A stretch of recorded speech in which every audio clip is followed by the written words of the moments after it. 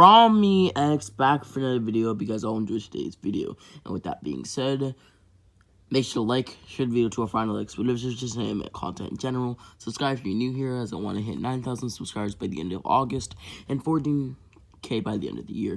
But with that being said, check my channel down below, or my second channel, and we can now get into the recap.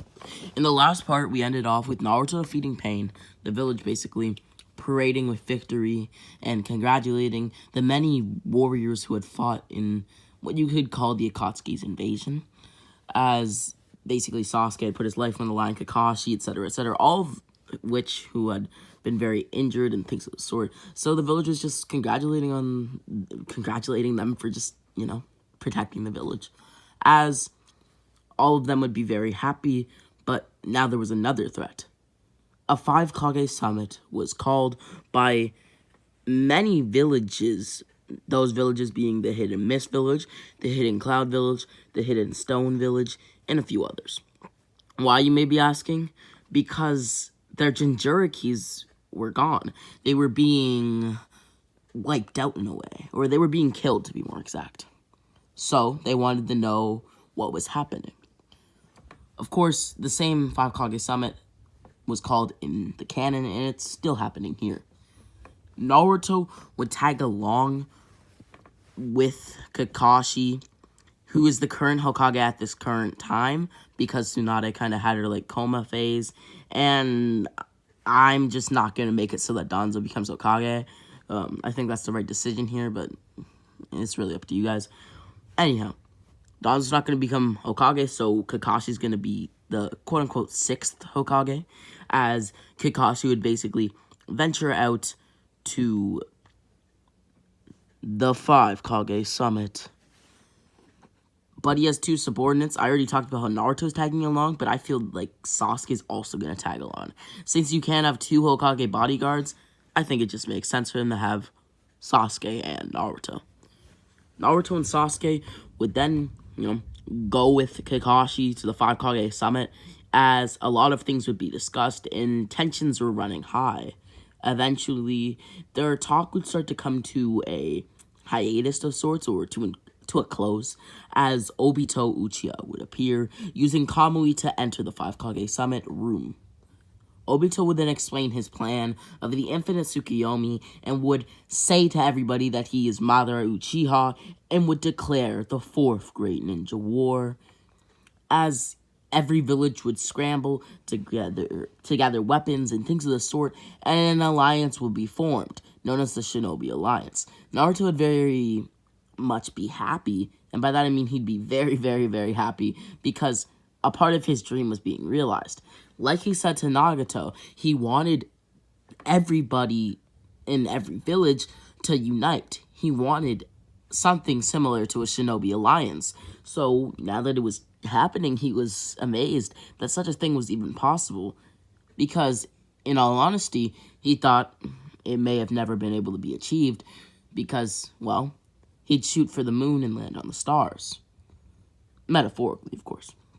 Naruto and the Leaf Village as a whole would get all of their Genin, Chunin, Jonin, etc., basically just, ready for the fight, as at this point, all the Genin, I'm going to say, are going to stay back and, protect the village, as all the Chunin and Jonin are actually going to go and fight.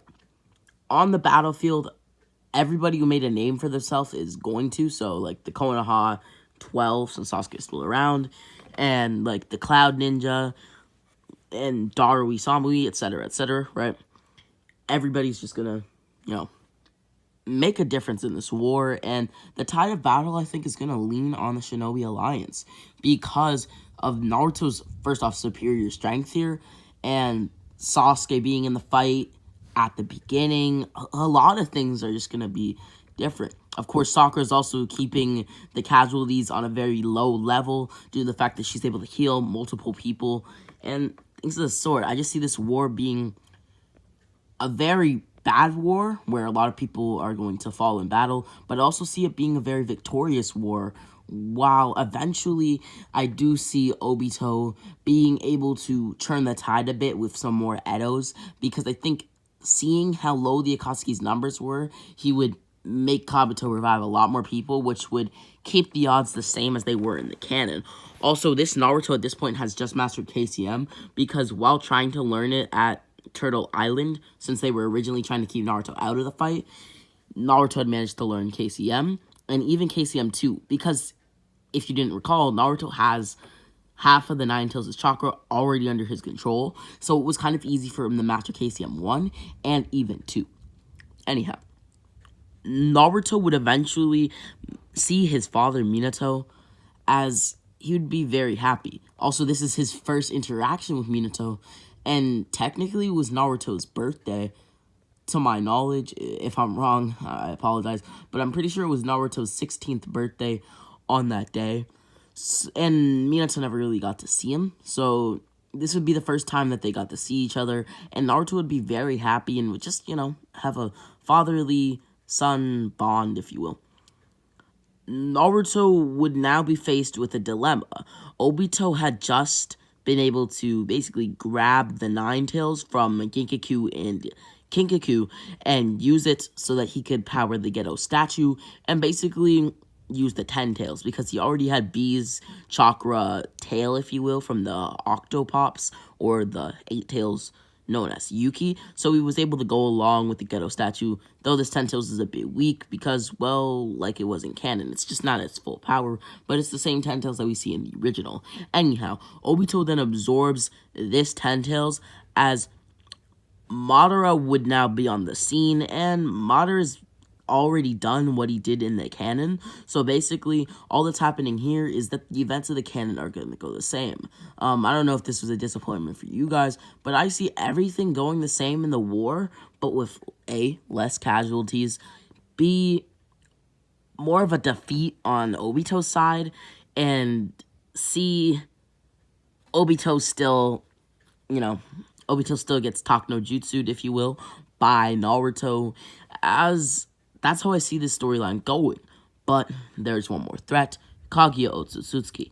I see no reason why Zetsu would not backstab Madara, who had just, gained the 10 tails. I just don't see it not happening, because just for the sake of the story, it would make sense.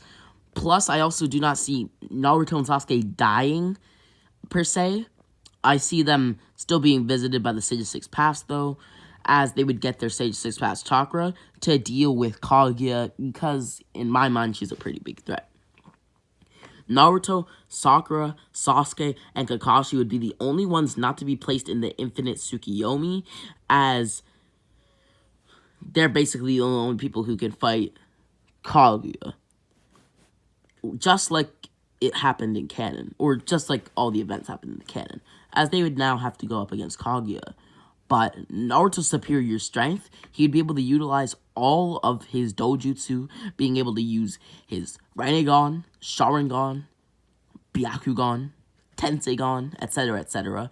But basically, what he would do is create a few Shadow Clones, which would all utilize the Dojutsu. Basically, similar to having, for example, his main body would be using the Sharingan and Rinnegan, where his for the sake of the story, his first Shadow Clone would then use the Rinnegan in his eyes, both of them. His second Shadow Clone, the Sharingan in both of his eyes. The third Shadow Clone, the Byakugan in both of his eyes. The fourth Shadow Clone, the Tenseigan in both of his eyes. The sixth Shadow Clone, the sixth Shadow Clone would have the Jogan, and the fifth would just have, nothing.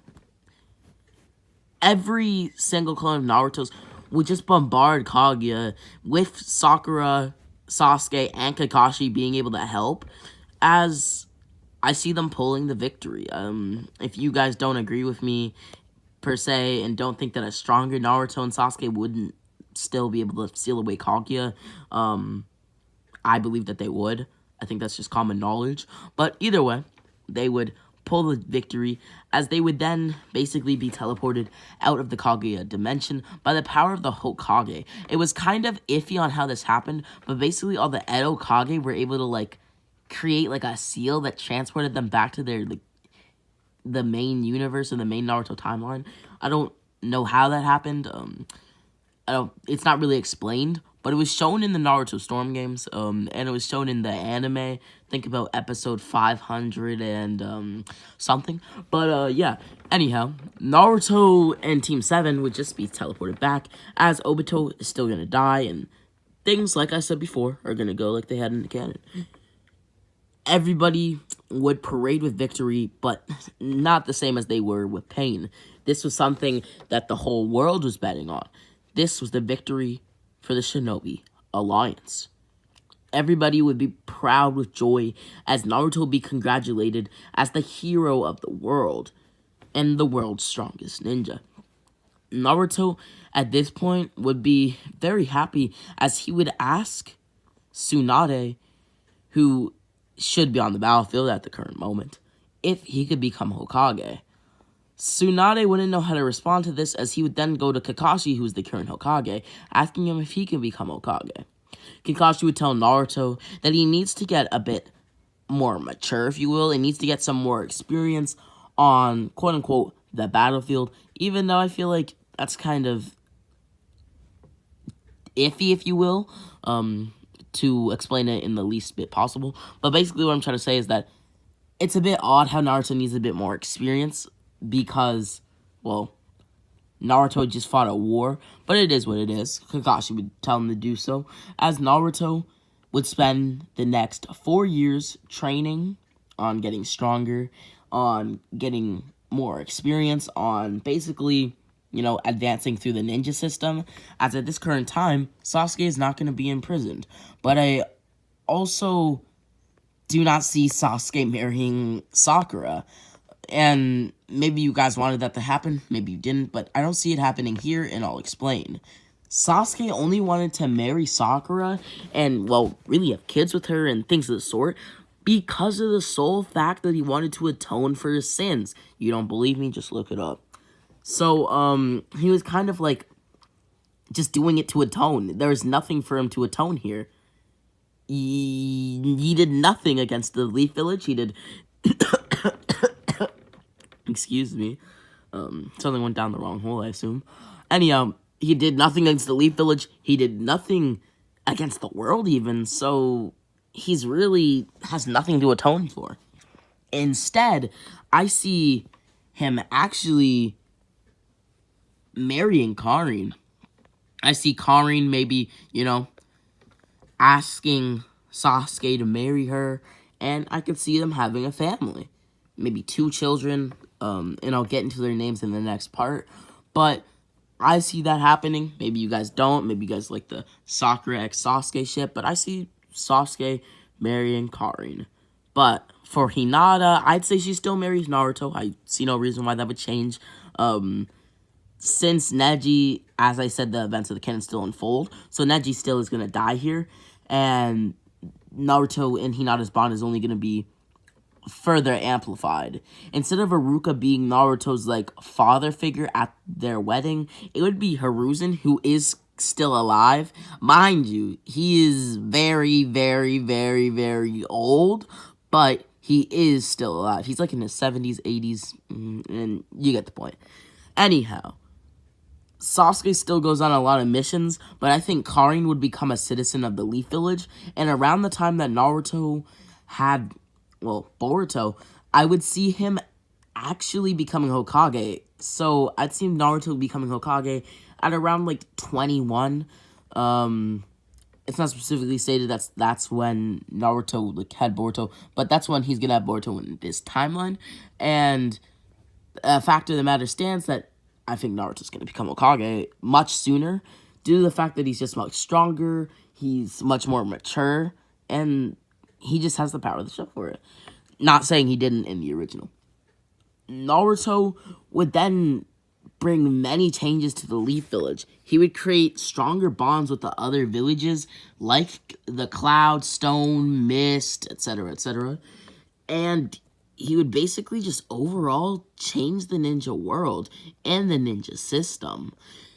And I hope this was a good explanation of what's going to happen in Boruto, but I do see a lot changing for the Chunin exams, so, yeah, I think I'm going to cover the Chunin exams in the next part, and that next part will be the finale. Hope you guys all enjoyed today's video. Make sure to like, share the video to a friend, like expedition, cinema content in general, and, subscribe if you're new here.